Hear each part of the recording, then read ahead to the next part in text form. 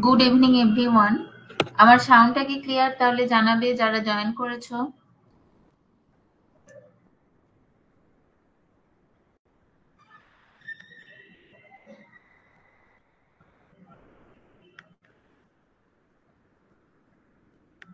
আমার সাউন্ডটা কি ক্লিয়ার একটু জানাবে, চ্যাট বক্সে জানাবে।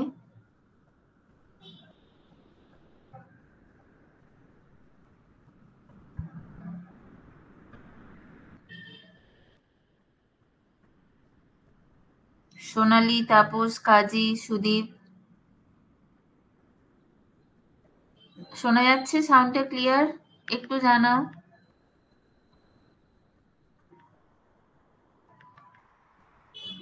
আচ্ছা, সাউন্ড ক্লিয়ার। ওকে, আচ্ছা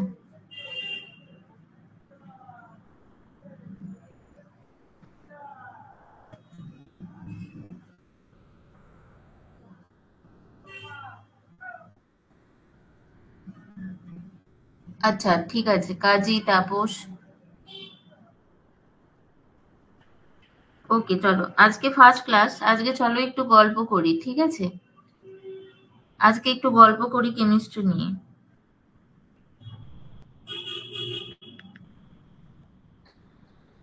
তোমাদের ফার্স্ট ক্লাসে তোমাদের সকলকে ওয়েলকাম। কেয়া, বিষ্ণু।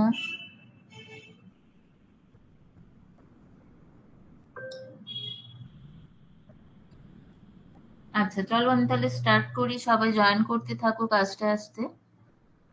ওকে, দেখো আজকে আমি তো যে টপিকটা আমি সিলেক্ট করেছি, যেটা আমি করাবো, সেটা হচ্ছে some basic concept of chemistry. মানে একদমই তোমরা 11-12-এ যে প্রথম যে টপিকটা পড়েছিলে, সেটা যার উপর বেস করে অ্যাকচুয়ালি পুরো কেমিস্ট্রিটাই দাঁড়িয়ে আছে। এখানে বেসিক কনসেপ্টটা, কেমিস্ট্রির সব কিছু এখানে ডিসকাস করা হবে। তার আজকে পার্ট 1, ঠিক আছে?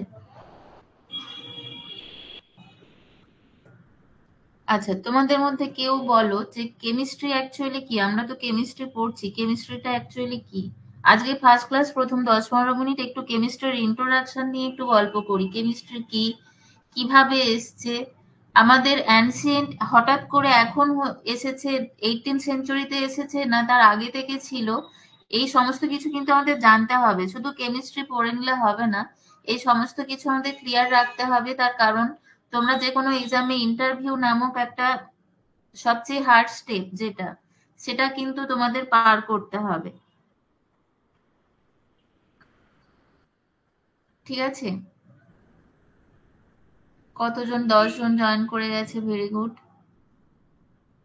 চলো, কেমিস্ট্রি কি সেটা কি কেউ বলবে? What is chemistry?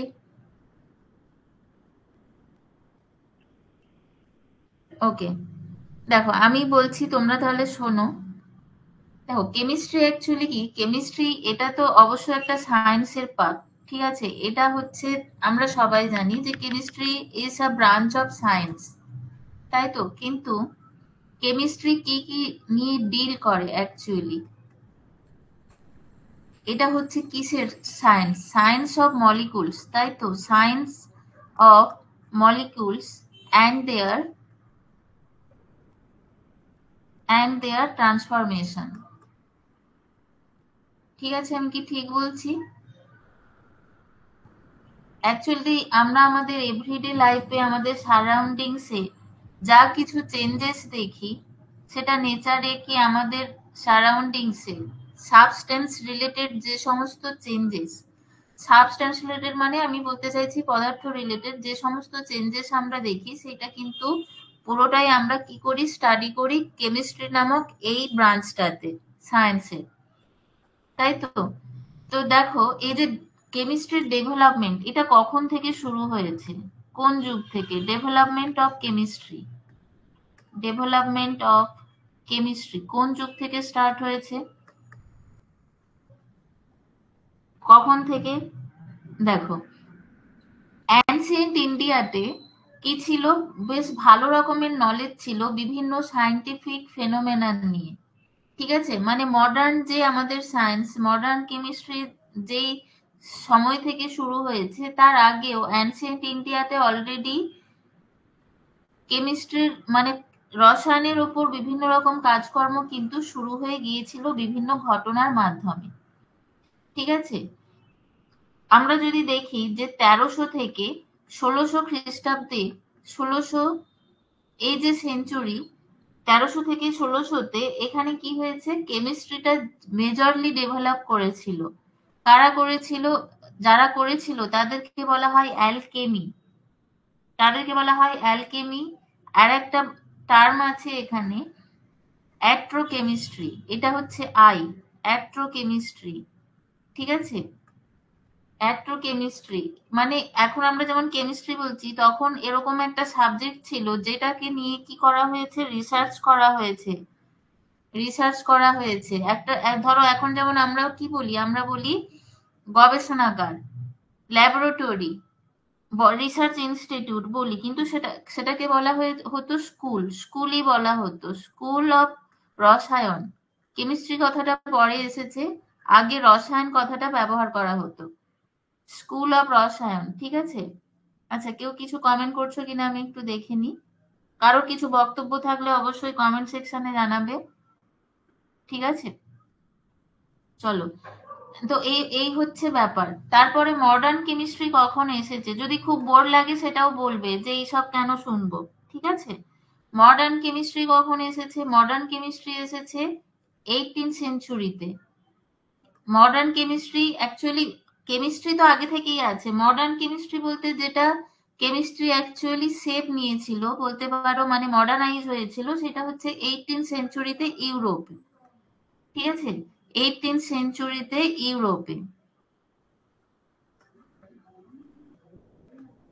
ওকে, তারপর এবার আস্তে আস্তে অন্যান্য সমস্ত তোমার কান্ট্রিতে, ইউরোপের পর তোমার আরব টারব এই সব জায়গায় কি করেছিল, বিস্তৃতি লাভ করেছিল। ঠিক আছে, আর তোমার এই যে অ্যালকেমি আমি বললাম, অ্যালকেমিক্যাল ট্র্যাডিশন অ্যাকচুয়ালি একটা ল্যাঙ্গুয়েজ হয়, অ্যালকেমিক্যাল ট্র্যাডিশন মানে ওই মধ্যযুগে যারা সব এই রসায়নের ওপর বিভিন্ন রকম গবেষণা বা তাদের কি বলবো মানে দার্শনিকতা দেখিয়েছিলেন, তাদেরকে বলা হয় অ্যালকেমিস্ট। ঠিক আছে, এই যে তোমার অ্যালকেমিক্যাল ট্র্যাডিশনটা অ্যাকচুয়ালি বেশি ছড়িয়েছিল তোমার চাইনাতে আর ইন্ডিয়াতে। ঠিক আছে, চাইনা আর ইন্ডিয়া রিজিয়নে বেশি ছড়িয়েছিল। ঠিক আছে, আমি আবার বলছি যে আগে আমরা কেমিস্ট্রি বলতাম না, আগে আমরা কি বলতাম, রসায়ন। ওকে, দেখো অ্যানসিয়েন্ট কেমিস্ট্রিতে আমরা কি কি দেখতে পেয়েছি, যেমন ধরো, ওকে সবাই শুনছো, ভালো লাগছে? দেখো, তোমরা তো সবাই কম্পিটিটিভের জন্য পড়াশোনা নিশ্চয়ই করছো আমি জানি, কারণ এসএলএসটি মানে শুধু কেমিস্ট্রি পড়লে হবে না, জেনারেল স্টাডি করতে হবে। তো সেখানে তোমরা ইতিহাস পড়েছো, ধরো মহেঞ্জোদারোর যে হরপ্পা মহেঞ্জোদারোর যে সভ্যতা, সেখানে আমরা কত কি পেয়েছি আর্কিওলজিক্যাল এভিডেন্স হিসেবে। সেখান থেকে ক্লিয়ার করো যে কেমিস্ট্রির, রসায়ন রিলেটেড সমস্ত কিছু গবেষণা আগেও হয়েছে। কি কি, যেমন ধরো যেসব মানে মহেঞ্জোদারোতে খননের দ্বারা, যেটাকে বলে এক্সকাভাশন, তো এই খননের দ্বারা আমরা কি কি পেয়েছি, ধরো মেটালার্জি। মেটালার্জি মানে কি? মেটালার্জি মেডিসিন, মেটালার্জি মিন্স মানে ধাতু নিয়ে যে সমস্ত কাজ হয়েছে, মেডিসিন। তারপর তোমার কসমেটিক্স, গ্লাস, তারপরে বিভিন্ন প্রকার রং যেটাকে আমরা কি বলি, ডাই, এর নিদর্শন আমরা পেয়েছি, তাই না? ইন্ডাস ভ্যালি সিভিলাইজেশনে এর নিদর্শন আমরা পেয়েছি। তো এগুলো কোথায় থেকে এসেছে, এগুলো কিন্তু সব প্রুভ করে development of chemistry, development of chemistry in ancient India, তাই তো? ঠিক আছে, সেখানে আমরা আর কি কি পেয়েছি, বেকড ব্রিক পেয়েছি, বেকড ব্রিক মানে পোড়া ইট, দেখো পোড়া ইট পেয়েছি। আর কি পেয়েছি, ওখানে মাস প্রোডাকশন অফ পোটারি ছিল, পোটারি মানে মাটির তৈরি সব বিভিন্ন রকমের জিনিসপত্র। ঠিক আছে, যেগুলো কিভাবে, যেগুলোকে তোমার ডিউরেবল মানে মজবুত করা হতো, ডিউরেবল করা হতো, শাইনি করা হতো বিভিন্ন রকম কেমিক্যাল প্রসেসের মাধ্যমে। ওকে, আমি নিচ্ছি কল। কেমিক্যাল প্রসেসের মাধ্যমে। ঠিক আছে?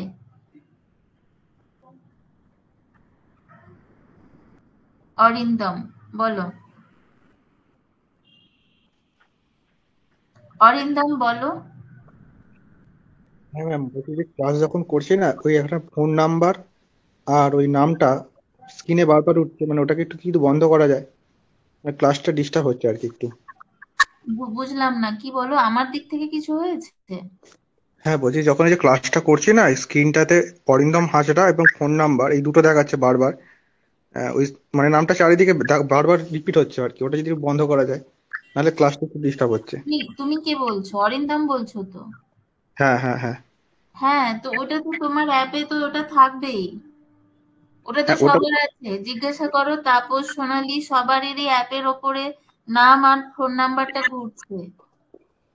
হ্যাঁ ওটা একটু, ওটা মানে বারবার স্ক্রিনের বিভিন্ন জায়গাতে। আচ্ছা ঠিক আছে, এটা তুমি একটুখানি তোমাদের স্যারের সাথে একটু কথা বলে নেও, বন্ধ করলে ওনারাই করতে পারবে না, আমি পারবো না।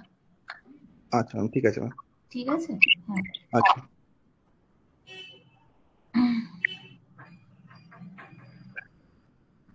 আচ্ছা, কি কোথায় ছিলাম? হ্যাঁ দেখো, এই যে পোর্টার এগুলোকে ডিউরেবল শাইনি করার জন্য কি করা হতো, বিভিন্ন রকম কেমিক্যাল প্রসেস এখানে অ্যাপ্লাই করা হতো। তারপরে ধরো ওখানে কি ইউজ হয়েছে, জিপসাম ইউজ হয়েছে। জিপসামের কম্পোজিশন কি কেউ জানলে লেখো। জিপসামের কম্পোজিশন কি? জিপসাম সিমেন্ট ইউজ হয়েছে কিসের জন্য? কনস্ট্রাকশনের জন্য। এটা কি কি দিয়ে তৈরি? কি কি দিয়ে তৈরি? লাইম স্যান্ড, লাইম স্যান্ড আর সিএসও3। আচ্ছা, সাউন্ড হচ্ছে, কি ব্যাপার? এটা তো অফ করে দিলাম আমি।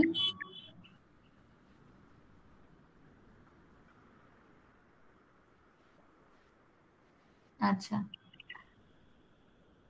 দেখো, জিপসাম সিমেন্ট কি কি দিয়ে তৈরি? লাইম স্যান্ড আর সিও3 থাকে কিছু কম পরিমাণে। আচ্ছা, ব্যাকগ্রাউন্ডে একটা সাউন্ড তো আসছে, কি হচ্ছে ব্যাপারটা? কিন্তু আমার তো অফ করা আছে।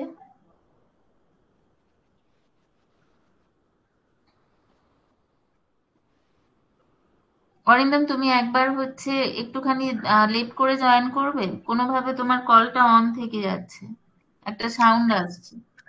আচ্ছা ম্যাম, করছি। হ্যাঁ এই তো, অফ করা যাচ্ছে না, তুমি একবার কেটে জয়েন করো, ঠিক আছে? আচ্ছা দেখো, লাইম স্যান্ড, সিএসি আর ক্যালসিয়াম কার্বনেট। তারপর দেখো, অনেক টাইপের গ্লাস অবজেক্ট। ঠিক আছে, অনেক টাইপের গ্লাস অবজেক্ট পাওয়া গেছে, বিভিন্ন টাইপের। কোথায়? গ্লাসের হচ্ছে একটা উপাদানের নাম বলো, কম্পোনেন্ট। কোথায় পাওয়া গেছে? সাউথ ইন্ডিয়ার মাস্কিতে। সাউথ ইন্ডিয়ার মাস্কিতে পাওয়া গেছে গ্লাস অবজেক্ট। ঠিক আছে, গ্লাস অবজেক্টের মেন উপাদান কি? সিলিকা, SiO2, তাই তো? তো এইরকম অনেক কিছু উদাহরণ কিন্তু আমরা দেখতে পাবো। আর সবচেয়ে বড় বলো তো একটা তোমরা ইম্পর্টেন্ট ব্যাপার, যে কপার, কপারের ব্যবহার প্রথম কোথায় হয়েছিল? কমেন্টে জানাও, আমি বলছি। কোথায় হয়েছিল? চ্যালকোলিথিক এজ ছিল না একটা, চ্যালকোলিথিক এজ, তখন ফার্স্ট হয়েছিল কি? কপারের ব্যবহার। তার মানে আমরা বলতে পারি কপার মেটালার্জি তখন কি হয়েছে? সাকসেসফুল হয়েছে। কারণ কপার তো ডাইরেক্ট পাইনি, কপার ওর থেকে কপারটাকে নিষ্কাশন করতে হয়েছে। ঠিক আছে, তবেই পেয়েছে। ওকে। তারপর দেখো, বৈদিক যুগ। বৈদিক যুগে যে ঋগ্বেদ আছে, ঋগ্বেদের মেনশন আছে, ঋগ্বেদা, ওখানে মেনশন আছে কি? লেদার, লেদারের ট্যানিং, লেদারের ট্যানিং করা হয়েছে।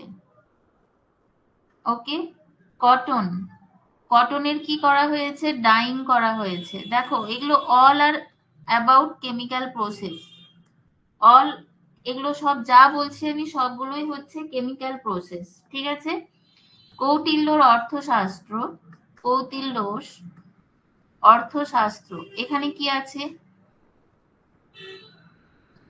এখানে ডেসক্রাইব করা হয়েছে production of salt from sea, production of salt from sea. ঠিক আছে, এগুলো খুব ইম্পর্টেন্ট পয়েন্ট, কিন্তু আমি জানি না কেন এগুলো স্টুডেন্টরা কেউ পড়ে না, কিন্তু এগুলো কিন্তু সবগুলো জানাটা খুব জরুরি। তারপর দেখো সুশ্রুত, সুশ্রুত, এগুলো তোমরা, আমি যা যা নাম বলছি এগুলো তোমরা সবই জানো, তাই তো? সব নামগুলোই তোমাদের শোনা। সুশ্রুত কি এক্সপ্লেন করেছিলেন? ইম্পর্টেন্স অফ অ্যালকালি, ক্ষারের ইম্পর্টেন্স অফ অ্যালকালি, ঠিক আছে? তারপর তোমার চরক, চরক তার বুকেও তোমার মেনশন করেছে।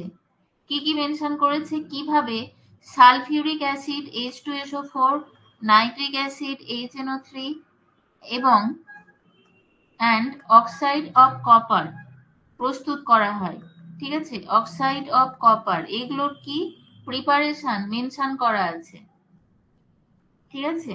প্রিপারেশন মেনশন করা আছে। ওকে, আরেকজন দেখো, লাস্ট একটা বলছি, বোর হয়ে যাবে বেশি বললে। নাগার্জুনা, নাগার্জুনা ইনি কি ছিলেন? অ্যানসিয়েন্ট ইন্ডিয়ার একজন গ্রেট ফিলোজফার, ঠিক আছে? গ্রেট ফিলোজফার, যিনি তোমার, আমার খুব একটা ডিটেলসে মনে নেই, ওই গৌতম বুদ্ধের সম্ভবত, মানে গৌতম বুদ্ধের যে সমস্ত পথ তিনি দেখিয়ে দিয়ে গিয়েছিলেন, তার ধর্মকে তিনি মেনে চলতেন, ঠিক আছে? তিনি ছিলেন একজন গ্রেট ফিলোজফার।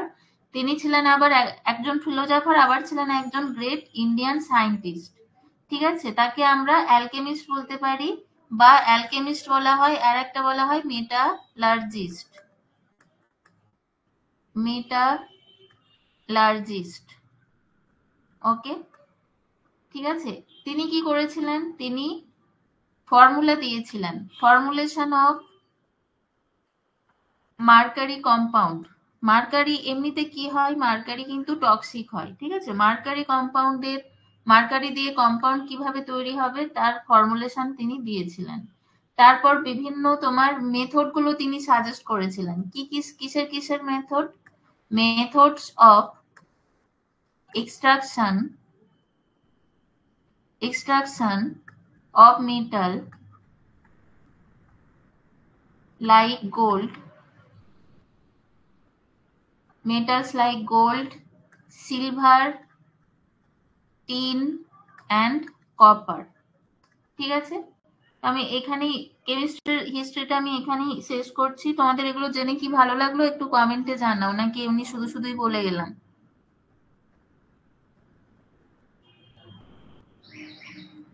18 জন ক্লাস করছো, বলো ভালো লেগেছে?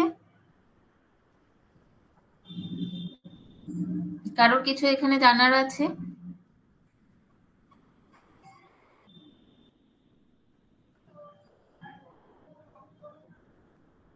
ওকে, চলো, কারোর কোনো উত্তর নেই। বিষ্ণু পাল, ভালো। আচ্ছা, ভালো একবার এসেছে, লাগলো একবার এসেছে, মানে লাগলো, লাগলো শব্দটার ভেলোসিটি একটু বেশি হয়ে গেছে, তাই পরে এলো। ইকবাল, বলো। ইকবাল, বলো।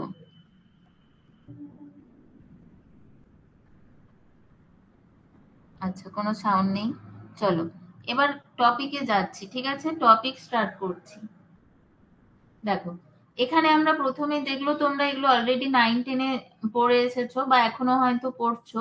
সেটা হচ্ছে ম্যাটার। ম্যাটারকে আমরা দুই ভাগে ভাগ করতে পারি, ঠিক আছে? ম্যাটারকে আমরা এমনিতে ম্যাটারের এক্সিস্টেন্স হিসেবে আমরা ম্যাটারকে 5 ভাগে ভাগ করি, তাই তো? তোমরা জানো এগুলো, আশা করি সব এগুলো 9-10-এর জিনিস, এখনো তোমাদের এগুলো কিন্তু ভালো করে পড়ে নিতে হবে বই থেকে। ম্যাটার হচ্ছে, আমরা 5টা স্টেট জানি। 5 স্টেট কি কি আছে? সলিড, লিকুইড, গ্যাস, ঠিক আছে? মানে এরা কি, এটা কোন অ্যাসপেক্টে এরা এক্সিস্ট করে, কিভাবে, কোন স্টেটে এক্সিস্ট করে? Solid state, liquid state, gas state. Fourth হচ্ছে প্লাজমা, অ্যান্ড লাস্ট ফিফথ হচ্ছে Bose Einstein, Bose Einstein condensate. আচ্ছা, আইনস্টাইনের নাম বলতে মনে পড়লো একটা জিনিস, এই যে আমি একটু আগে তোমাদের নাগার্জুনার কথা বললাম, এনাকে কিন্তু আইনস্টাইন অফ ইন্ডিয়াও বলা হয়। আইনস্টাইন অফ ইন্ডিয়া, ঠিক আছে? আচ্ছা, দেখো, প্লাজমা, তাহলে 5টা স্টেট আমি বললাম কি কি, solid, liquid, gas, plasma, Bose Einstein, condensate. ঠিক আছে, এবার দেখো এগুলো তো হলো এক্সিস্টেন্সের ওপর বেস করে। আমরা ম্যাটারের যে ক্লাসিফিকেশন এখানে যেটা দেওয়া আছে, মিক্সচার আর পিওর সাবস্টেন্স, আমরা এইটা হচ্ছে আবার অন্য বেসিসে দিচ্ছি। মানে কোনো একটা ম্যাটারের যে কম্পোনেন্ট, কনস্টিটিউয়েন্ট পার্টিকেলস, মানে ম্যাটার যে বিভিন্ন পার্টিকেল নিয়ে তৈরি, কনস্টিটিউয়েন্ট পার্টিকেল, তার উপর বেস করে দুভাগে ভাগ করা হচ্ছে। একটা হচ্ছে কি মিক্সচার, আর একটা হচ্ছে পিওর সাবস্টেন্স। তো মিক্সচার আমরা কাকে বলবো, মিক্সচার আমরা কাকে বলবো বলো? মিক্সচার এটা হচ্ছে two or more pure substance দিয়ে তৈরি। ঠিক আছে, two or more pure substance দিয়ে তৈরি হচ্ছে কি মিক্সচার। তাহলে এদের কি হচ্ছে, এই মিক্সচারের তাহলে কি হয়, এর বৈশিষ্ট্য কি, এদের কম্পোজিশন ভ্যারিয়েবল, মানে উপাদান। তোমাদের যদি কিছু বুঝতে অসুবিধা হয় সেটা কিন্তু অবশ্যই বলবো। ঠিক আছে, কম্পোজিশনটা কিসে, কম্পোজিশন হচ্ছে ভ্যারিয়েবল, মানে উপাদানগুলো কি বিভিন্ন চেঞ্জ হয়। ঠিক আছে, আর এই যে মিক্সচার গুলো যে আমি বললাম two or more pure substance দিয়ে তৈরি, এই যে পিওর সাবস্টেন্স গুলো এদেরকে আমরা কি বলবো, কম্পোনেন্ট। Component, right. দেখো এরপর হচ্ছে কি, তাহলে মিক্সচার কি সেটা আমরা জানলাম। এর এক্সাম্পল হিসেবে আমরা কি বলতে পারি, সুগার সলিউশন মানে চিনির দ্রবণ। সুগার সলিউশন বা যেটাকে আমরা বলছি চিনির দ্রবণ।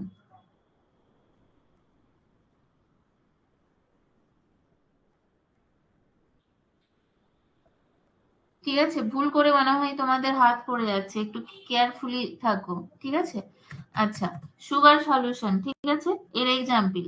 এবার এই যে মিক্সচার, একে দেখো আমরা আবার দুই ভাগে ভাগ করছি মিক্সচারকে, একটা হচ্ছে হেটেরোজেনিয়াস আর একটা হচ্ছে হোমোজেনিয়াস। হেটেরোজেনিয়াস মানে কি, এর বাংলাটা হচ্ছে অসমসত্ব। ঠিক আছে, এর বাংলাটা হচ্ছে অসমসত্ব, হেটেরোজেনিয়াস। একটা মিক্সচারকে দুভাগে ভাগ করতে পারি, হোমোজেনিয়াস আর হেটেরোজেনিয়াস। তো হোমোজেনিয়াস, প্রথমে বলছি হোমোজেনিয়াসটা কি, সমসত্ব। সমসত্ব মিশ্রণ, এখানে কি হয়, কম্পোনেন্ট গুলো পুরোপুরি মিক্স হয়ে যায় একে অপরের সাথে।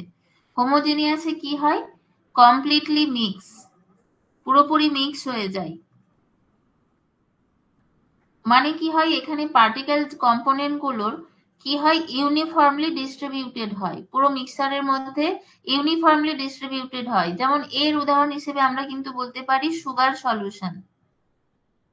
ঠিক আছে, এর উদাহরণ হিসেবে আমরা কিন্তু বলতে পারি সুগার সলিউশন। তাহলে হেটেরোজেনিয়াস কাকে বলবো, যেখানে কি হয়, জাস্ট অপোজিটটা হবে। হেটেরোজেনিয়াস মানে ঠিক অপোজিটটা হবে। এখানে তাহলে কি হবে, কমপ্লিটলি মিক্স হবে না, তাই তো, কমপ্লিটলি মিক্স হবে না। এখানে কি থাকবে, একটা নন ইউনিফর্মিটি থাকবে, নন ইউনিফর্মিটি এখানে কিন্তু থাকবে। তাহলে অ্যাজ এক্সাম্পল এখানে কি বলতে পারি, দেখো মিল্ক হতে পারে। মিল্ক, মিল্ক একটা ইমালশন, তাই না, মিল্কের মধ্যে কিন্তু সবকিছু সমানভাবে থাকে না, এর একটা এক্সাম্পল মিল্ক হতে পারে। এবার দেখো এরপর আসি পিওর সাবস্টেন্স। পিওর সাবস্টেন্সের কনসেপ্টটা দেখো, খুব ভালো করে ক্লিয়ার করবে, মানে করবে মানে রাখবে এর কনসেপ্ট গুলো।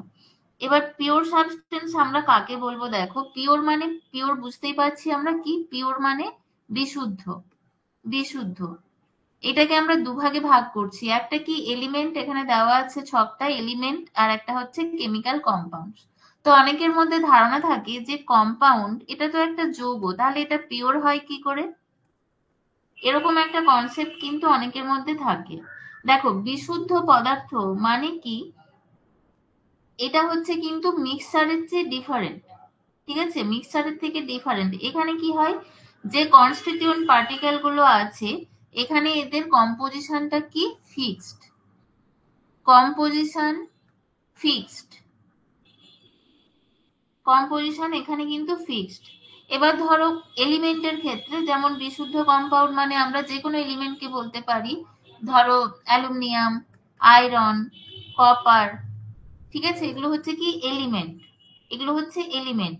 এবার আমরা যদি কম্পাউন্ডে আসি, ধরো CO2, carbon die oxide, glucose, C6H12O6, এগুলো এগুলো হচ্ছে কম্পাউন্ড হলেও এরা কিন্তু পিওর তোমার সাবস্টেন্স। কেন? তার কারণ হচ্ছে দেখো এরা পিওর, তার কারণ CO2 মানে CO2ই হয়। কখনো কি C2O2 বা C2O4 দেখেছো? হয় না। CO2 মানে এর ফর্মুলা CO2, ঠিক আছে। C6H12O6 গ্লুকোজ মানে এটাই হয়। তো এগুলো হচ্ছে কি পিওর সাবস্টেন্স। এলিমেন্ট হচ্ছে কি? এলিমেন্ট হচ্ছে তোমার এলিমেন্টটা কি? এটা element consist of only one type particle, ঠিক আছে। অনলি এলিমেন্ট কি দিয়ে তৈরি? Only one type atom. Atom দিয়ে তৈরি, অনলি ওয়ান টাইপ অ্যাটম, ঠিক আছে। বাট মানে সেটা হচ্ছে এলিমেন্ট মানে অ্যাটম হতে পারে, মানে ধরো অ্যালুমিনিয়াম, আয়রন, কপার যেগুলো বললাম। আবার কোনো মলিকুলও হতে পারে, মানে নাইট্রোজেন, অক্সিজেন, ঠিক আছে, এইগুলোও হতে পারে, মলিকুলও হতে পারে। এবার কি কম্পাউন্ড কি বললাম উদাহরণ? এইগুলো CO2, C6H12O6, এরকম বিভিন্ন টাইপের যে সমস্ত কম্পাউন্ড আছে, ওয়াটার মলিকুল, সবকিছুই এরা হচ্ছে কম্পাউন্ড, কিন্তু এরা পিওর সাবস্টেন্স, ঠিক আছে। চলো এবার নেক্সট একটা টপিক, সেটা হচ্ছে significant figures. Significant figures, actually significant figures বলতে কি বোঝানো হয় দেখো, ধরো আমরা যখন এক্সপেরিমেন্টালি কোনো কিছু স্টাডি করি, ঠিক আছে, এক্সপেরিমেন্টালি আমরা যখন কোনো কিছু স্টাডি করি, সেখানে আমরা দেখতে পাই যে কিছু এক্সপেরিমেন্টাল এরর আছে, তাই তো। কিছু এক্সপেরিমেন্টাল কিন্তু এরর আছে, তো সেখানে আমরা কি পাই? ধরো আমরা একটা এমনি নর্মাল আমরা একটা কোনো ব্যালেন্সে কোনো একটা ওয়েট পেয়েছি 8.4 গ্রাম, ওকে। তারপর আমি এই সেম জিনিসটা মেজার করলাম কিসে? অ্যানালাইটিক্যাল ব্যালেন্স, ওকে, এতে মেজার করলাম অ্যানালাইটিক্যাল ব্যালেন্স। তাহলে অ্যানালাইটিক্যাল ব্যালেন্সে আমি কি পাচ্ছি? 8.4213 গ্রাম ধরো পেলাম, 4 ডিজিট পর্যন্ত। এটা হলো কারেক্ট, এটা হলো কারেক্ট, ঠিক আছে।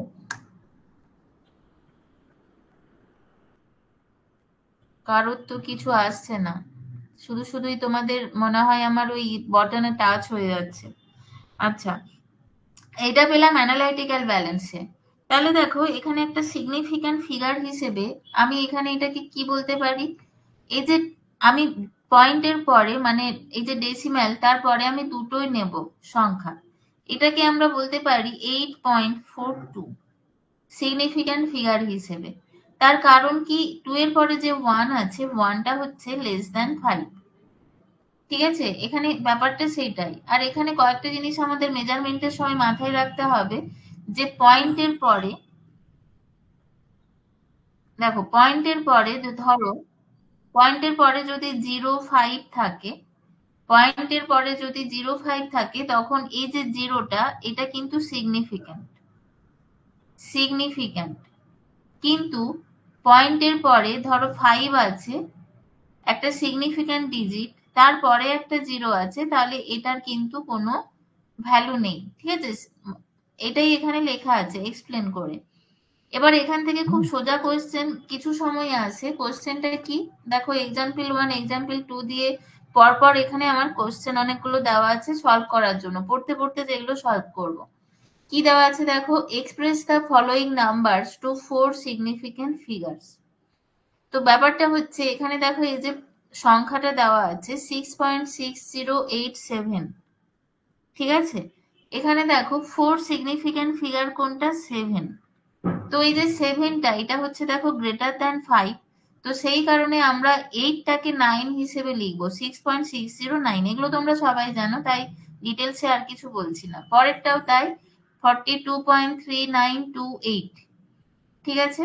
তো এখানে 8টা হচ্ছে সিগনিফিক্যান্ট ফিগার, এখানে কি হবে? গ্রেটার দ্যান তোমার, এটা হচ্ছে গ্রেটার দ্যান 5, তো সেই জন্য এখানে ওইভাবেই এক্সপ্রেস করা হয়েছে, ঠিক আছে। এখানে সব এইভাবেই, খুব একটা ইম্পর্টেন্ট ব্যাপার নয় এটা। এরপর দেখো ইম্পর্টেন্ট টপিক যেটা এবার আসছি, সেটা হচ্ছে লস অফ কেমিক্যাল কম্বিনেশন, ঠিক আছে। কি বলছে? আচ্ছা, তোমরা 11-12 আমি জানি না ইংলিশ মিডিয়ামের এখানে কেউ আছো কিনা, যেহেতু এটা ফিজিক্যাল সায়েন্সের ব্যাচ সেই জন্যই বলছি। আর এখানে ইংলিশ মিডিয়ামের যদি কেউ থাকো তাহলে এগুলো বুঝতে অসুবিধা হবে না, বাংলার টার্মগুলো, এই ইংলিশ টার্মগুলো, ঠিক আছে? সাথে সাথে আমি বাংলাগুলো ওই জন্য বলে দিচ্ছি।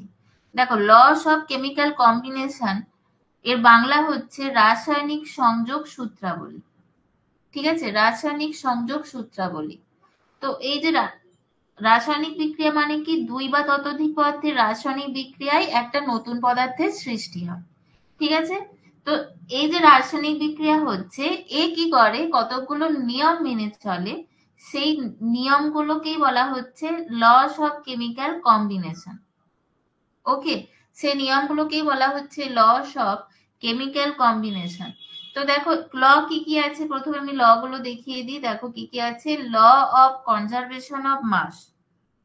ল অফ কনজারভেশন অফ মাস, এটা মানে কি, ভরের নিত্যতা সূত্র। ভরের নিত্যতা সূত্র। ল অফ কনস্ট্যান্ট প্রপোর্শন, তারপরে দেখো আছে law of constant proportion. Law of constant proportion মানে কি, এটার বাংলা মানে হচ্ছে স্থিরানুপাত সূত্র। ঠিক আছে, স্থিরানুপাত সূত্র। কারো যদি বাংলাগুলো মনে হয় লিখে রাখলে সুবিধা হবে, সে নোট করে নেবে। ল অফ মাল্টিপল প্রপোর্শন, এটার মানে হচ্ছে গুণানুপাত সূত্র, বাংলায় বলছে গুণানুপাত সূত্র।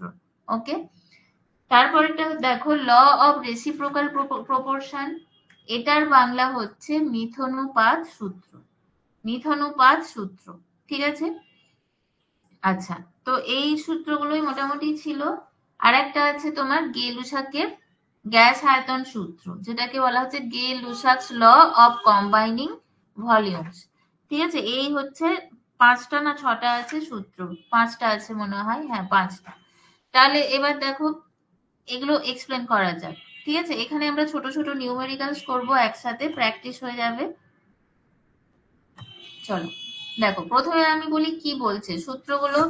দেখো এখানে ইংলিশটা দেওয়াই আছে, it deals with the mass of reactants and products and states that in a chemical change the total mass of the product is equal to the total mass of the reactants।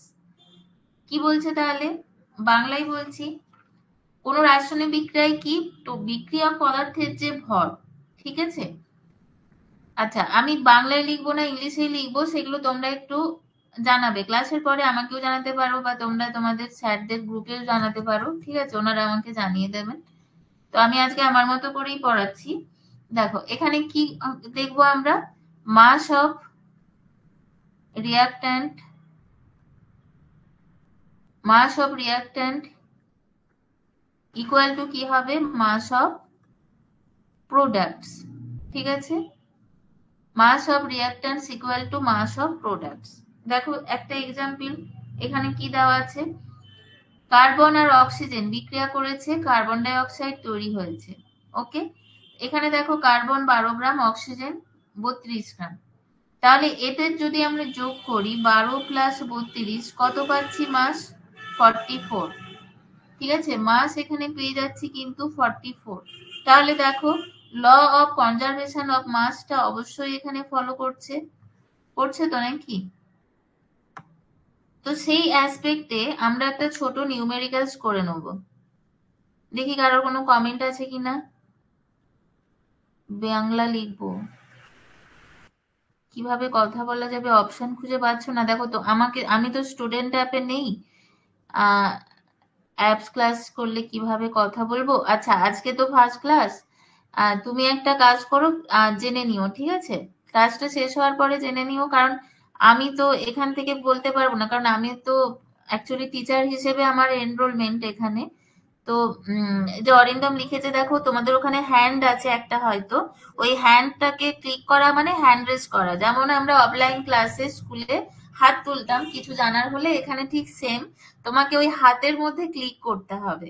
ঠিক আছে, ইকবাল করে দেখো হচ্ছে কিনা, কারণ আমি তো যতবার আওয়াজ পাচ্ছি আমি ওপেন করছি কিন্তু আমি পাচ্ছি না, আসছে না এখানে। এই যে মুর্শিদ আলম, মুর্শিদ আলম বলো, মুর্শিদ আলম বলো, ইকবাল।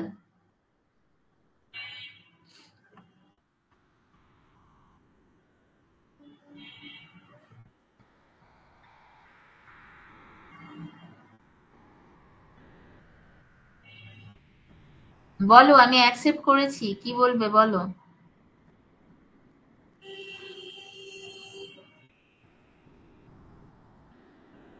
হুম হুম,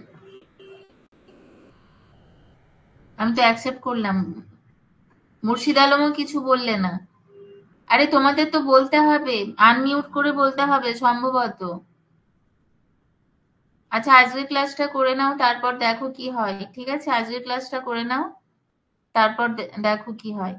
চলো, দেখো সময় নষ্ট হচ্ছে, চলো আমরা ক্লাস এগোই। পরের ক্লাসের আর নেক্সট ক্লাসের আগে প্রবলেম গুলো সলভ করে নেবে, ঠিক আছে? চলো, দেখো কি দেওয়া আছে। 10 gram of CaCO3 on heating gave 4.4 gram of CO2 and X gram of CaO. Applying law of conservation of mass, calculate the mass of CaO. দেখো কি বলছে এখানে।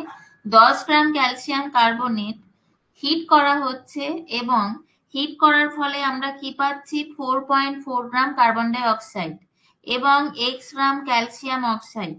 ওকে, এবার বলছে applying law of conservation of mass, calculate the mass of CaO. ঠিক আছে, দেখো তাহলে এখানে আমরা প্রথমে রিয়াকশনটা লিখে নিই। CaCO3 আমি ফার্স্ট কয়েকটা ক্লাসে খুব ধরে ধরে পড়াবো, তারপর একটু ফাস্ট আনবো, নইলে সিলেবাস কিন্তু শেষ হবে না। দেখো এই হচ্ছে আমার রিয়াকশন, ক্যালসিয়াম কার্বনেটকে হিট করা হয়েছে কতকে, 10 গ্রামকে। প্রথমে আমি কি করব, কোয়েশ্চেনে যা দেওয়া আছে সমস্ত ডেটা প্রথমে আমি লিখে নেব। ঠিক আছে, কার্বন ডাই অক্সাইড কত গ্রাম দেওয়া আছে, 4.4 গ্রাম। ক্যালসিয়াম অক্সাইড দেওয়া আছে এক্স গ্রাম। ঠিক আছে, এই এক্স এর ভ্যালুটাই আমাকে ক্যালকুলেশন করতে হবে, এগুলো সব গ্রামে দেওয়া আছে। তাহলে দেখো সিম্পল, ল অফ কনজারভেশন মাস কি বলছে, 10 গ্রাম equal to 4.4 gram plus x, তার মানে হয়ে যাচ্ছে অর এক্স ইকুয়াল টু কত হচ্ছে, 10 মাইনাস 4.4, 5.6 গ্রাম। ঠিক আছে, এটাই হবে কিন্তু অ্যান্সার। যদি কেউ না বুঝতে পারো চ্যাটে জানাও, আমি পরেরটা ততক্ষণ বলছি। দেখো এরপর আসছে ল অফ কনস্ট্যান্ট কম্পোজিশন। আচ্ছা, পাশে পাশে এই যে দেখো দেওয়া আছে, এই যে ল গুলো কে দিয়েছেন, এটা যেমন দেওয়া ছিল ল্যাভোইসিয়ের, ভীষণ ইম্পর্টেন্ট যে কোনো কম্পিটিটিভ পরীক্ষার জন্য, law of conservation of mass. তারপর দেওয়া আছে ল অফ কনস্ট্যান্ট কম্পোজিশন, ভীষণ ইম্পর্টেন্ট, যারা রেল টেলের এক্সাম দিচ্ছ এই কোশ্চেন গুলো কিন্তু আসে, অলরেডি অনেকবার করে এসে গেছে। ল অফ কনস্ট্যান্ট প্রপোর্শন কে দিয়েছেন, প্রাউস। ঠিক আছে, এগুলো কিন্তু একটু মাথায় রাখবে, সায়েন্টিস্টের নেম বলো। কি বলছে দেখো, a chemical compound always contain same elements combined together in same proportion by mass. ঠিক আছে, এক্সাম্পল হচ্ছে H2O prepared from any source contains H and O in the ratio 1:8 by mass। এবার দেখো আমি বাংলাতে বলছি কি ব্যাপারটা। ম্যাম যেটা দেওয়া, যে ডেটটা টাস্ক পড়ানো হবে তা আগে পিডিএফ দিয়ে দেবেন। আচ্ছা, ঠিক আছে, তাই করব। ওকে, ও আচ্ছা, কথা বলছো শুনতে পাচ্ছি না, এটা তো মুশকিল। আচ্ছা ঠিক আছে, আমি জেনে আজকে ক্লাসটা শেষ হলে জেনে নিচ্ছি আমাকে কিছু করতে হবে কিনা এখানে। ঠিক আছে, আচ্ছা ঠিক আছে, পিডিএফটা আগে দিয়ে দেবো তাহলে ভালো হয়। হ্যাঁ দিয়ে দেবো, কোনো অসুবিধা নেই। আর নেক্সট দিন আমি নেক্সট ক্লাসের একদিন আগে আমি দিয়ে দেবো, ঠিক আছে। দেখো এবারে কি বলছে, ল অফ কনস্ট্যান্ট প্রপোর্শন কি বলছে, দেখো ধরো কোনো একটা যৌগকে আমি তৈরি করছি, সেটা যে কোনো প্রসেসে হতে পারে, যেমন ধরো H2O আমি তৈরি করছি, সেটা যে কোনো প্রসেসে হতে পারে। ঠিক আছে, H2O তৈরি করছি, কি কি প্রসেসে, জল কিভাবে তৈরি হয়, হাইড্রোজেন এবং অক্সিজেনের সমন্বয়ে, তাই তো, হাইড্রোজেন আর অক্সিজেনের সমন্বয়ে তৈরি হয়। এবার ধরো আমি কি করলাম, এইরকম একটা গ্যাস মিশ্রণে কি করলাম, তড়িৎ স্ফুলিঙ্গ চালনা করলাম, তড়িৎ স্ফুলিঙ্গ চালনা করলাম। ঠিক আছে, তো সেক্ষেত্রে এখানে কি হবে, তড়িৎ স্ফুলিঙ্গ আমি যদি চালনা করি, তো সেক্ষেত্রে সেখানে H2O তৈরি হবে, জল উৎপন্ন হবে, মানে H2O টা কিন্তু ফর্মুলা দেখতে এরকমই হবে। ঠিক আছে, আবার ধরো আমি অন্য কোনো পদ্ধতিতে উৎপন্ন করছি, হাইড্রোজেন আর অক্সিজেনকে হাইড্রোজেন আর অক্সিজেনকে হাই প্রেসারে রেখে আমি অন্যভাবে তৈরি করছি, তাহলে কি হবে, সেখানেও H2O তৈরি হবে। H2O তৈরি হবে। মানে যে কোনো প্রসেসেই আমি করি না কেন, দেখো H2 হাইড্রোজেনের দুটো হাইড্রোজেন মানে 2, অক্সিজেন একটা অ্যাটম আছে মানে এর মাস হচ্ছে 16। তাহলে এদের অনুপাত প্রত্যেক ক্ষেত্রেই হবে 1:8। এখানে সেটাই বলেছে, যে কোনো নির্দিষ্ট যৌগকে যে কোনো উৎস থেকে সংগ্রহ করা হোক বা যে কোনো ভাবেই আমরা তৈরি করি না কেন, কি হবে, যৌগটি কতকগুলি নির্দিষ্ট মৌলের সমন্বয়েই তৈরি হবে। ঠিক আছে? যৌগটা যে যে কম্পোনেন্ট দিয়ে তৈরি, যে যে এলিমেন্ট নিয়ে তৈরি, মানে যেমন হাইড্রোজেন আর অক্সিজেন, এদের অনুপাত কি হবে, সর্বদা স্থির থাকবে। ঠিক আছে, ক্লিয়ার? দেখো এবারে একটা অঙ্ক করে নাও, দেখবে একদম ক্লিয়ার হয়ে যাবে। ঠিক আছে, অঙ্কগুলো করলে কিন্তু ভীষণভাবে ক্লিয়ার হয়ে যাবে। চলো কি দেওয়া আছে দেখো। Copper oxide was prepared by two different methods. Okay, copper oxide was prepared by two different methods. দুটো মেথডে তৈরি করা হয়েছে। এরপর কি বলছে, in one case 1.75 gram of the metal gave 2.19 gram oxide. In the second case 1.14 gram of the metal gave 1.43 gram of the oxide. ঠিক আছে, so that the given data illustrate the law of constant proportion. মানে এই যে আমাকে ডেটাটা দেওয়া আছে, কি কি ডেটা দেওয়া আছে আমি এখানে লিখছি দেখো। ইন কেস 1 কি দেওয়া আছে, কপারের মাস কত, কপার অক্সাইড তৈরি করা হচ্ছে। ঠিক আছে, দুটো পদ্ধতিতে, একটাতে তোমার 1.75 গ্রাম কপারের মাস, কেস 1 এ আমি মাস অফ কপার লিখছি 1.75 গ্রাম। ওকে, এবার এখানে দেখো মেটাল গেভ কত অক্সাইড, মাস অফ অক্সাইড কত দেওয়া আছে 2.19 গ্রাম। ওকে, এবার দেখো সেকেন্ড কেস, সেকেন্ড কেসে কি থাকবে, সেকেন্ড কেসে কি কি দেওয়া আছে, কেস 2, কেস 2 তে আমার কি দেওয়া আছে দেখো, মাস অফ কপার 1.14 গ্রাম, তাই তো 1.14 গ্রাম। দেখো এরপর কি দেওয়া আছে, কপার অক্সাইড কেস 2, দেখো কপার অক্সাইড কত দেওয়া আছে, মাস অফ অক্সাইড 1.43 গ্রাম। এই হচ্ছে আমার ডেটা দেওয়া আছে। এবার এটা যে কনস্ট্যান্ট প্রপোর্শন মানে স্থিরানুপাত সূত্র যে ওবে করছে, সেটা আমাকে এখানে প্রুভ করতে হবে। তো কিভাবে করব, দেখো এখানে আমাকে কপারের পার্সেন্টেজটা কি সেইটা প্রথমে আমি যদি ক্যালকুলেট করে নিই তাহলে আমার সুবিধা হবে। ঠিক আছে, তারপর সেখান থেকে অক্সিজেনের পার্সেন্টেজ ক্যালকুলেট করব। কারণ আমাকে আলটিমেটলি কি করতে হবে, আমাকে আলটিমেটলি কপার আর অক্সিজেনের যে অনুপাত মানে কপার ইস টু অক্সিজেন, এই রেশিওটা আমাকে ক্যালকুলেট করতে হবে। তাহলে সেটা করার আর অন্য কোনো উপায় নেই, আমাকে কি করতে হবে, পার্সেন্ট ইন কেস 1, কেস 1 কি করব আমি, পার্সেন্ট অফ কপার, ঠিক আছে, percent of copper in oxide calculate করব। কি বেরোবে এটা, তাহলে কি করতে হবে আমাকে, পার্সেন্টেজটা ক্যালকুলেশন করার জন্য মাস অফ কপার অক্সাইড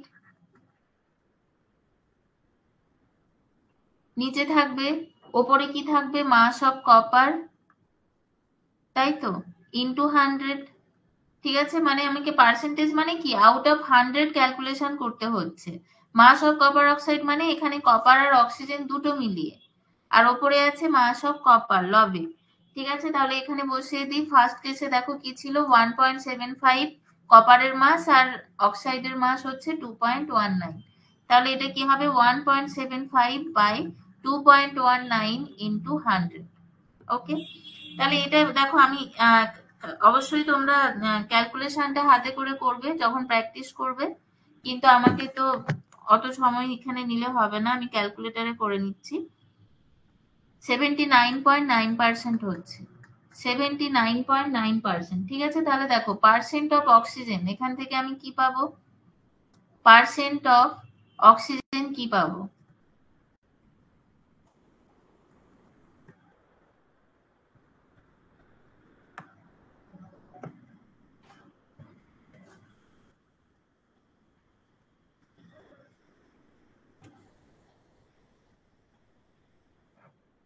দেখো তাহলে এখানে পাচ্ছি percentage of oxygen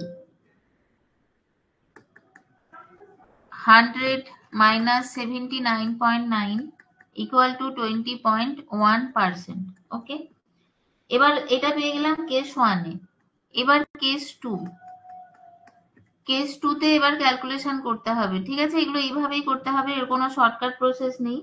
case 2, case 2 তে কি পাবো? Percent of copper in oxide. দেখো কিভাবে ক্যালকুলেশন করব। 1.14 by 1.43 into 100। তাহলে এটা কত বেরোচ্ছে ক্যালকুলেশন করলে? দেখো 79.7%। ঠিক আছে, তাহলে এখানে এবার অক্সিজেন, পার্সেন্ট অফ অক্সিজেন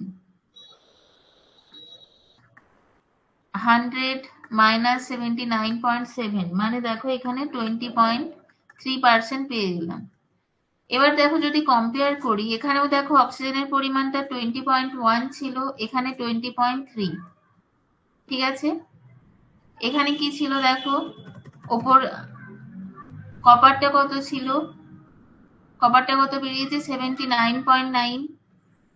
ঠিক আছে, আর এখানে কত বেরিয়েছে? 79.7। তাহলে দেখো মোর অর লেস কি কাছাকাছি, একদমই কাছাকাছি আছে। তাহলে আমরা দেখতেই পাচ্ছি যে একটা নির্দিষ্ট পরিমাণ কপার অ্যামাউন্টের সাথে নির্দিষ্ট পরিমাণ অক্সিজেন কি করেছে? বিক্রিয়া করে কপার অক্সাইড তৈরি হয়েছে। ঠিক আছে, মানে এখানে কি করে তৈরি হয়েছে? Same proportion by mass. ঠিক আছে, এটা আমাদের লিখতে হবে উইদিন, ধরো যদি রিটিন পরীক্ষা হয় কখনো, লিখতে হবে within the experimental error. Experimental error কেন বললাম? কারণ যেহেতু এটা সেম নয়, এখানে 20.1, এখানে 20.3। ঠিক আছে, আশা করি সবাই বুঝতে পেরেছো। কারোর কোনো বক্তব্য থাকলে থাকলে কমেন্টে জানাও। এই যেটা করালাম এখন প্রবলেমটা, আমি নেক্সট যাচ্ছি। আচ্ছা, দেখো এরপর হচ্ছে কি law of multiple proportion. Law of multiple proportion কি বলছে? when two elements combine to form two or more compounds, then the masses of one of which combines with a fixed mass of the other element bears a simple whole number ratio to one another. দেখো ব্যাপারটা কি, ধরো দুটো মৌলের রাসায়নিক সংযোগে কি তৈরি হয়েছে? দুই বা ততোধিক যৌগ তৈরি হয়েছে। এই যে কি বলা আছে? Two elements combine to form two or more compounds. ঠিক আছে, দুটি মৌলের রাসায়নিক সংযোগে দুই বা ততোধিক যৌগ এখানে তৈরি হচ্ছে। ঠিক আছে, এবার কি হবে? Then the masses of one of which combines with a fixed mass of other element. মানে একজনের মাস আমি ফিক্সড ধরে নেব, ফিক্সড ধরে নিয়ে অন্য এলিমেন্টের সাথে যে এটা যুক্ত হচ্ছে, যেই প্রপোর্শনে কি হবে যুক্ত হচ্ছে, মানে ভিন্ন ভিন্ন ভরে যুক্ত হচ্ছে, কিন্তু এই ভরগুলো কি করে? সরল অনুপাতে থাকে। with a fixed mass of the other element bears a simple whole number ratio to one another. দেখো ব্যাপারটা কি একটুখানি বুঝিয়ে দিই। ধরো আমি ধরে নিলাম কার্বন আর হাইড্রোজেন দুটো এলিমেন্ট, এদের রাসায়নিক সংযোগে ধরো কয়েকটা এলিমেন্ট হাইড্রোকার্বন তৈরি হলো। কি কি? C2H6 একটা ধরছি, C2H4 একটা ধরছি, আর কি আছে? C2H2। ঠিক আছে, এই তিনটে ধরো ধরলাম। এবার দেখো এখানে C2 মানে দেখতেই পাচ্ছ ফিক্সড মাস কার্বনের কিন্তু এখানে আছে। কত আছে? প্রত্যেকটার ক্ষেত্রেই দেখতে পাবে তোমরা 24 ভাগ কার্বন আছে, তাই না? 24 ভাগ, কারণ কার্বনের তো 12 ইন্টু 2 মানে 24। এবার আমাদের হাইড্রোজেনের ভাগটা কত বার করতে হবে? এখানে হাইড্রোজেন ক ভাগ আছে? 6 ভাগ। এখানে আছে 4 ভাগ, কারণ এর মাস তো 1। হাইড্রোজেন আছে 2 ভাগ। দেখো তাহলে আমরা এখানে কি বলতে পারি? একটা নির্দিষ্ট পরিমাণ মাস কার্বনের, মানে 24 ভাগ কার্বনের সাথে হাইড্রোজেন যুক্ত হয়েছে কি কি? 6, 4 আর 2। এই ভাগে কিন্তু তোমার দাঁড়াও 1 সেকেন্ড, লেখা পড়ছে না।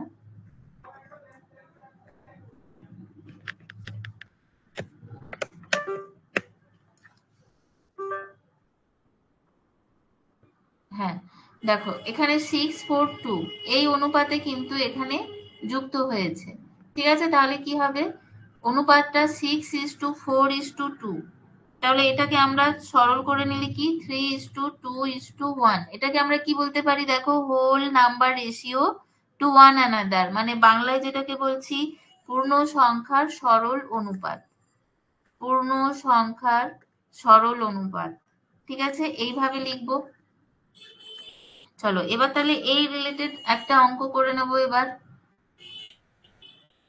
আচ্ছা, কারোর কোনো কমেন্ট নেই? চলো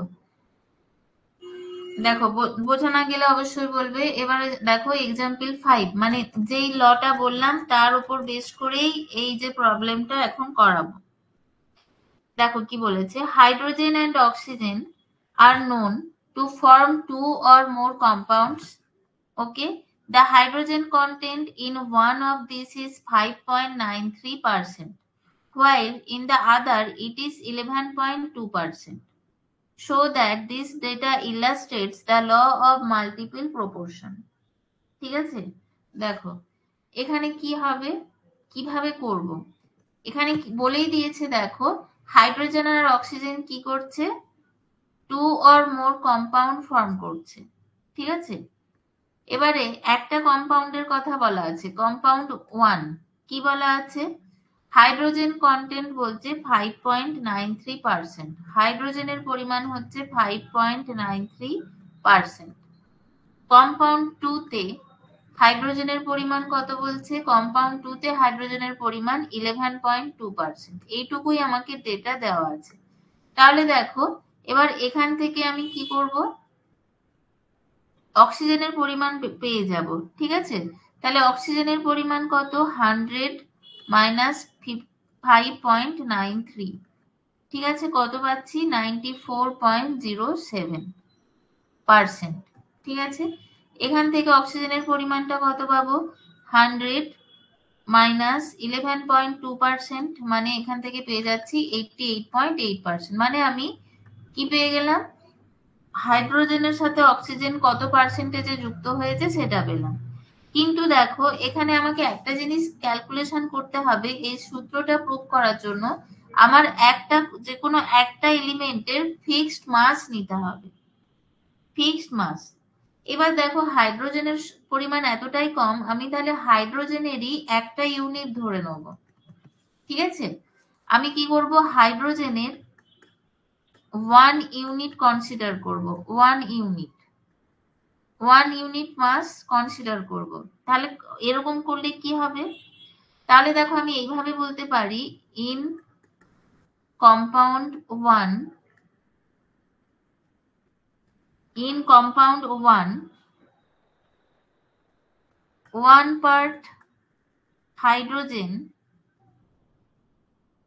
1 part hydrogen combine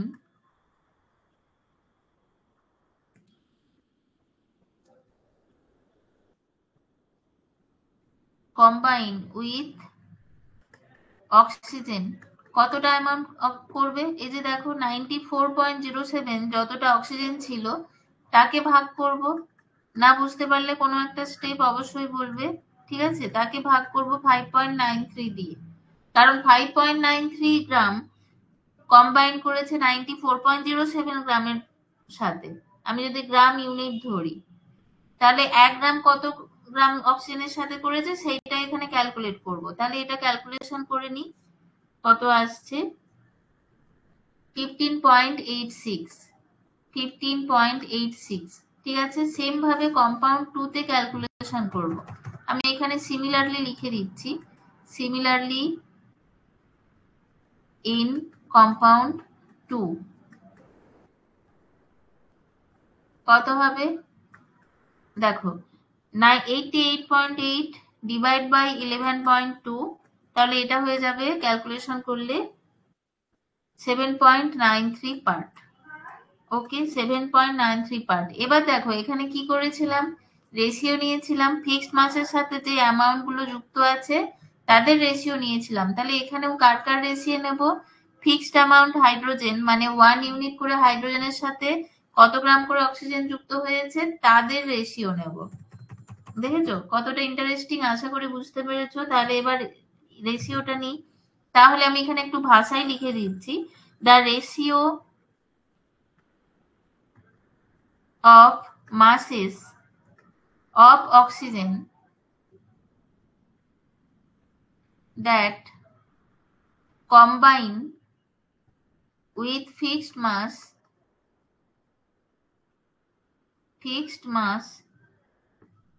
of hydrogen is,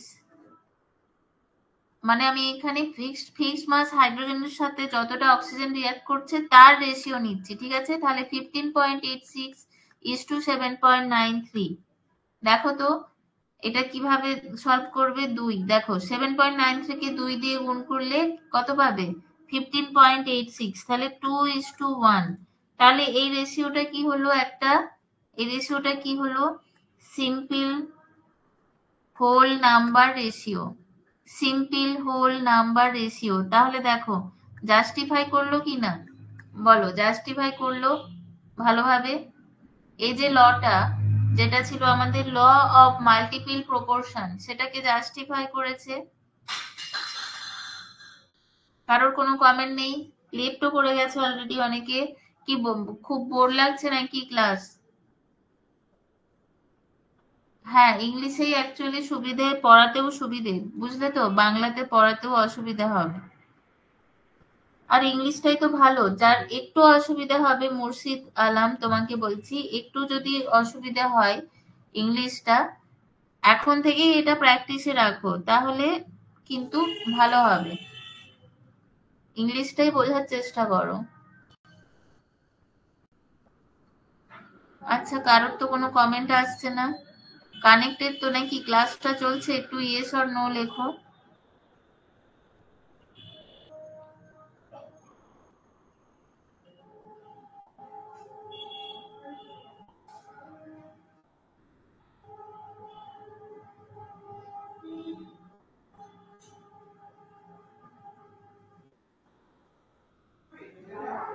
একটু ইয়েস অর নো লেখো। ক্লাসে যদি সাউন্ড শোনা যাচ্ছে, কারোর কমেন্ট আসছে না। 9:38 লাস্ট কমেন্ট এসছে। ক্লাসটা চলছে তো? ওকে। সোনালী দত্ত কানেক্টেড, ঠিক আছে, চলো। এর পরের দেখো, পরের লটা দেখো, law of reciprocal proportion. Law of reciprocal proportion কি বলছে? এটার বাংলাটা কি? ল অফ রেসিপ্রোকাল প্রপোর্শন এর বাংলাটা হচ্ছে মিথানুপাত সূত্র। দেখো এই সূত্রানুযায়ী কি বলছে, এটা দিয়েছেন কে? বিজ্ঞানী রিক্টার। ঠিক আছে, বিজ্ঞানী রিক্টার নয়, সরি, রিচার। ঠিক আছে, রিচার বা রিক্টারই হবে হয়তো। এটা একটুখানি আমি তো রিক্টার বলেই জানতাম, রিক্টারও হতে পারে। ঠিক আছে, এটা একটু দেখে নেবে।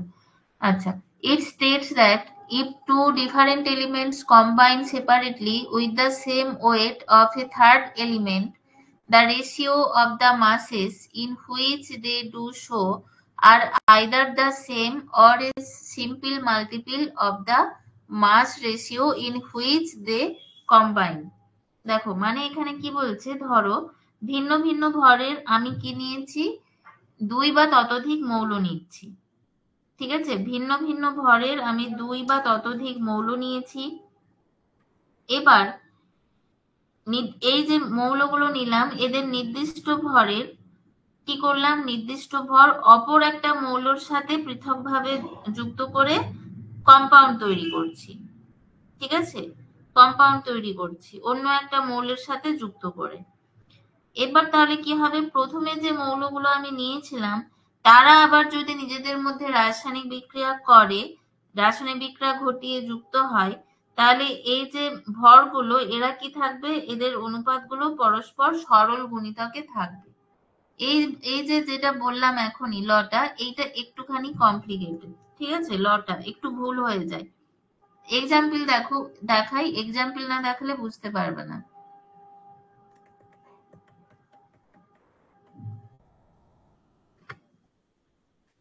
দেখো এক্সাম্পল কি বলছে, oxygen and sulphur react with copper to give copper oxide and copper sulphide. দেখো, অক্সিজেন আর সালফার কপারের সাথে রিয়াকশন করছে, অক্সিজেন আর সালফার কপারের সাথে রিয়াকশন করছে, ঠিক আছে।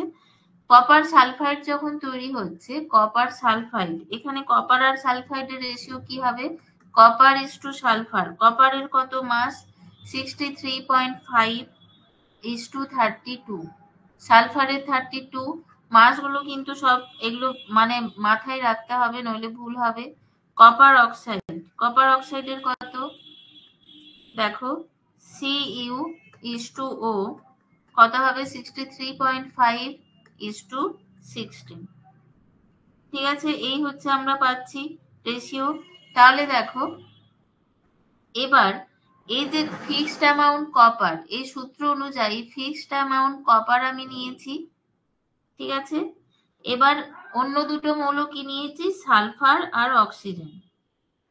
এরা হচ্ছে ভিন্ন ভিন্ন ভরের, ঠিক আছে। সালফার আর অক্সিজেন এরা হচ্ছে ভিন্ন ভরের, যেটা এখানে দেওয়া আছে, ইফ টু ডিফারেন্ট এলিমেন্টস। এই যে টু ডিফারেন্ট এলিমেন্টস শব্দটা লেখা আছে, এটা কারা? সালফার আর অক্সিজেন। এরা সেপারেটলি কি করছে? সেপারেটলি রিয়াকশন করছে with the same weight of third element. Same weight of third element, এখানে থার্ড এলিমেন্ট কে? এখানে থার্ড এলিমেন্ট হচ্ছে কপার। কপারের দেখো সেম ওয়েট 63.5, আর এখানে 63.5, সেম ওয়েটের সাথে কি করছে? রিয়াক্ট করছে, কম্বাইন হচ্ছে। এবার তাহলে কি বলছে? The ratio of the মাসেস in which they do show are either the same or simple multiple of the mass ratio when they combine। মানে এই যে টু ডিফারেন্ট এলিমেন্টস নিয়েছিলাম, এবার কি করবে? এরা কম্বাইন করবে, নিজেদের মধ্যে বিক্রিয়া করবে। তাহলে সালফার আর অক্সিজেন নিজেদের মধ্যে বিক্রিয়া করে কি ফর্ম করে? সালফার ডাই অক্সাইড, ঠিক আছে। সালফার ডাই অক্সাইড ধরো তৈরি করলো। এবার এই যে সালফার ডাই অক্সাইড যে তৈরি করলো, তাহলে সালফার ইস টু অক্সিজেন রেশিওটা নেব, কত হবে? দেখো, 32 সালফার আর অক্সিজেন, দুটো অক্সিজেন, 32, ঠিক আছে। দেখো তাহলে এখানে কত রেশিও হলো? 1:1। এখানে কত হয়েছিল? সালফার ইস টু অক্সিজেন, এখানে 32:16, 2:1 এখানে হয়েছিল। দেখো, তাহলে আমরা বলতে পারি কি? এবার এদের হচ্ছে কি? এদের দেখো দুজনেরই এটা হচ্ছে সিম্পল রেশিও, তাই না? সিম্পল রেশিও এখানে। তাহলে এখানে এটা হলো কি আছে? সরল অনুপাতে আছে, ঠিক আছে, সরল অনুপাতে আছে। এবার ধরো আরেকটা আমি এখানে এক্সাম্পল দিয়ে দিই, আরেকটা এক্সাম্পল এখানে দেব, তার কারণ এটা একটু বুঝতে অসুবিধা হয়। এক্সাম্পল 2, ঠিক আছে। দেখো, ধরো আমি এখানে ধরলাম যে কার্বন আর অক্সিজেন দুটো হচ্ছে তোমার পৃথক যে এলিমেন্ট, সেই দুটোকে ধরছি, কার্বন আর অক্সিজেন, ঠিক আছে। কার্বন আর অক্সিজেন দুটো পৃথক মৌলকে আমি ধরছি। এবার এরা কি করবে? হাইড্রোজেনের সাথে ধরো যুক্ত হচ্ছে, হাইড্রোজেনের সাথে যুক্ত হয়ে দুজনে, একজন তৈরি করছে CH4, একজন তৈরি করছে ওয়াটার। তাহলে এখানে এদের রেশিও কি? কার্বনের দেখো 12 ভাগ কার্বন এখানে আছে, আর 4 ভাগ হাইড্রোজেন আছে। H2 তে দেখো অক্সিজেন কত ভাগ আছে? অক্সিজেন আছে 16 ভাগ, আর হাইড্রোজেন আছে 2 ভাগ। ওকে, 2 ভাগ আছে। দেখো, তাহলে এবার এই যে 4 ভাগ হাইড্রোজেন আর এই যে 12 ভাগ কার্বন, এটাকে সিম্পল যদি করে দিই, এদের রেশিওটা হয়ে যাবে 3:1, তাই তো। আর এটা হয়ে যাবে কত? 8:1, 8:1। তাহলে এখানে কার্বন আর অক্সিজেনের দেখো নির্দিষ্ট পরিমাণ হাইড্রোজেনের সাথে যুক্ত হয়েছে, কার্বন আর অক্সিজেন, ঠিক আছে, ডিফারেন্ট এলিমেন্টটা। তাহলে এই যে কার্বন আর অক্সিজেনের রেশিও নেব, C:O, কত হবে? 3:8, ঠিক আছে। এবার হাইড্রোজেন আর অক্সিজেন যুক্ত হয়ে কি তৈরি করবে? এই যে হাইড্রোজেন আর অক্সিজেন বলছি, কার্বন আর অক্সিজেন যুক্ত হয়ে কি তৈরি করে? আমরা CO2 ধরে নেব, কার্বন ডাই অক্সাইড। তাহলে কার্বন ডাই অক্সাইডের এবার 12 ভাগের সাথে অক্সিজেনের কত ভাগ? 32 ভাগ যুক্ত হয়েছে, কার্বনের 12 ভাগের সাথে অক্সিজেনের 32 ভাগ যুক্ত হয়েছে। ঠিক আছে, তাহলে এখানে কি হবে, রেশিওটা দেখো, রেশিওটা এখানে কি হয়ে যাবে, 4 3 12, এখানে 3, আর এদিকে 32, 4 8 32, 3:1। দেখো এখানে রেশিওটা সরল অনুপাতে আছে এবং সেম পাচ্ছি। ঠিক আছে, at the same time same পাচ্ছি। তাহলে বোঝা গেছে সূত্রগুলো, সুশোভন মন্ডল, তাপস দাস। আচ্ছা, ঠিক আছে। 4 নম্বর সূত্র হলো, এবার দেখো গেল-লুসাকস ল অফ কম্বাইনিং ভলিউমস, মানে এটা কোন ল, গেল-লুসাকের গ্যাস আয়তন সূত্র। দেখো এই যে সূত্র অনুযায়ী এটা কি বলছে, গেল-লুসাকের গ্যাস আয়তন সূত্র অনুযায়ী বলছে যে it states that at a given temperature and pressure when the gases combine they do so in volumes which bear a simple ratio to each other and also to the volume of gaseous product। মানে actually এই লটা কি বলছে দেখো, এই লটা দিয়েছেন কে, আচ্ছা এখানে পাশে লেখা নেই, লিখে দিচ্ছি। এটা দিয়েছেন গে লুসাক, ফরাসি বিজ্ঞানী গে লুসাক। এই বিবৃতি অনুযায়ী তিনি কি বলছেন, এই সূত্র অনুযায়ী গ্যাসীয় বিক্রিয়ায় অংশগ্রহণকারী যে সমস্ত বিক্রিয়ক আছে, ঠিক আছে, যে সমস্ত বিক্রিয়ক আছে তাদের আয়তনের সরল অনুপাতে তারা বিক্রিয়া করে। ঠিক আছে, এবং বিক্রিয়াজাত পদার্থ যদি গ্যাসীয় হয়, মানে দুটো গ্যাস বিক্রিয়া করে বিক্রিয়াজাত পদার্থ যদি গ্যাসীয় হয়, তাহলে ওই একই চাপ ও উষ্ণতায় কি হয়, বিক্রিয়াজাত পদার্থের আয়তনগুলো বিক্রিয়কের সাথে সমান অনুপাতে থাকে। আমি আর একবার বলছি, দেখো কি বলা হচ্ছে, এনটিপি তে, ঠিক আছে, মানে স্ট্যান্ডার্ড টেম্পারেচার অ্যান্ড প্রেসার,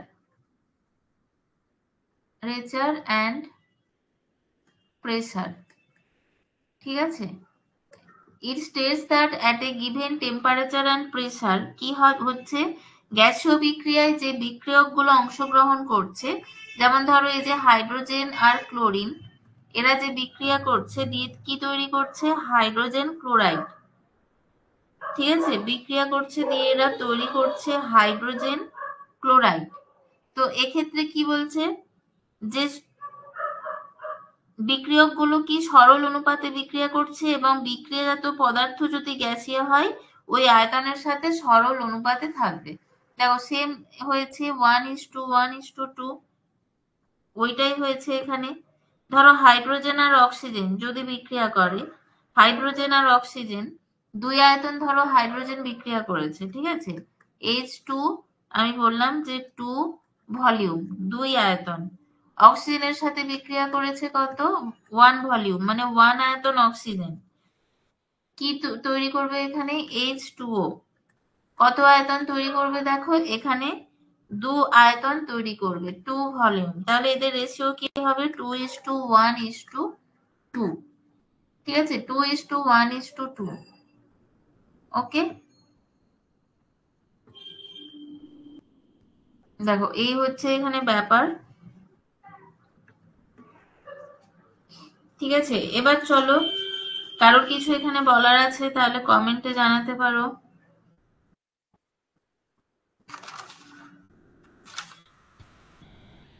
আচ্ছা, এরপর আমি অ্যাভোগাড্রো লটা বলে শেষ করব আজকের ক্লাস।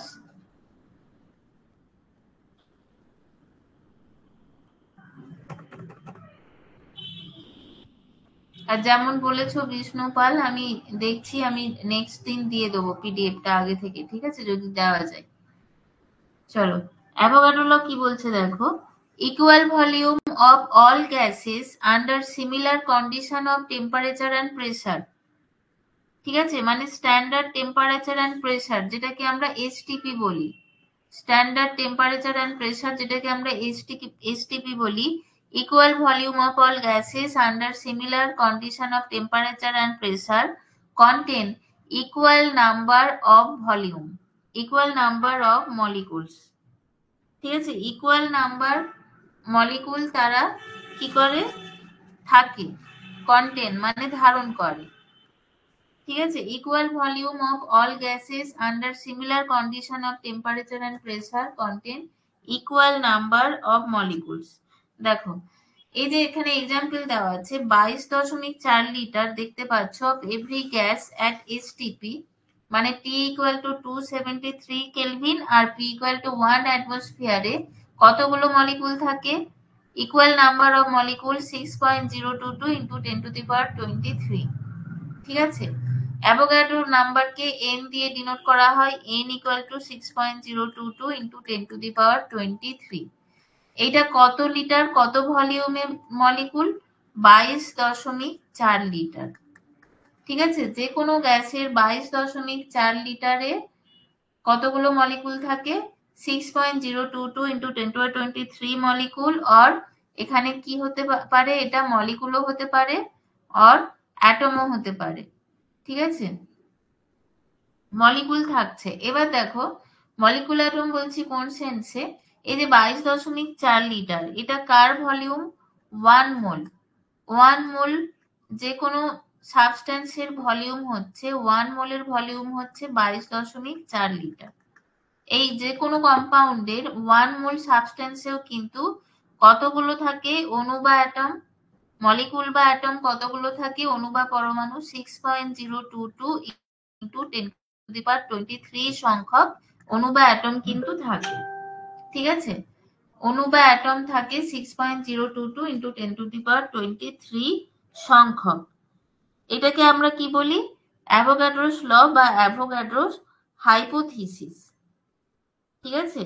যেটা বাংলায় এটা কিভাবে বলা হয়, একই চাপ ও উষ্ণতায় সম আয়তন বিশিষ্ট সমস্ত গ্যাসেই সমান সংখ্যক অণু থাকে, ঠিক আছে।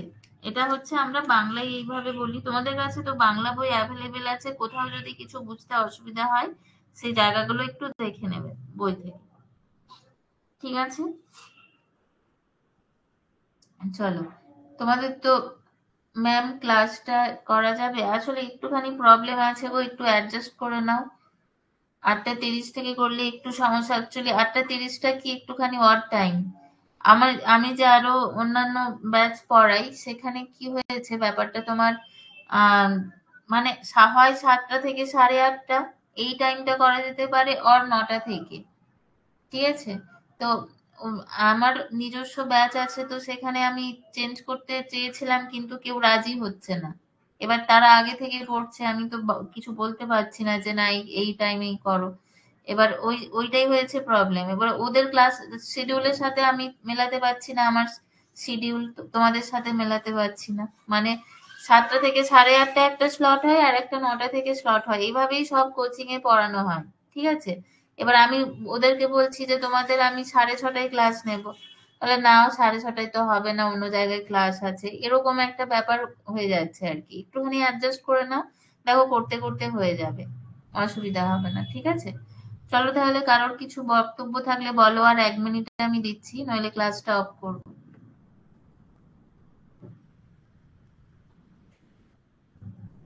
আজকে যতদূর পড়ালাম ততদূর একটু ভালো করে পড়ে রেখো, নেক্সট ক্লাসে আবার থিওরি প্রবলেম সব একসাথেই করাবো, ঠিক আছে।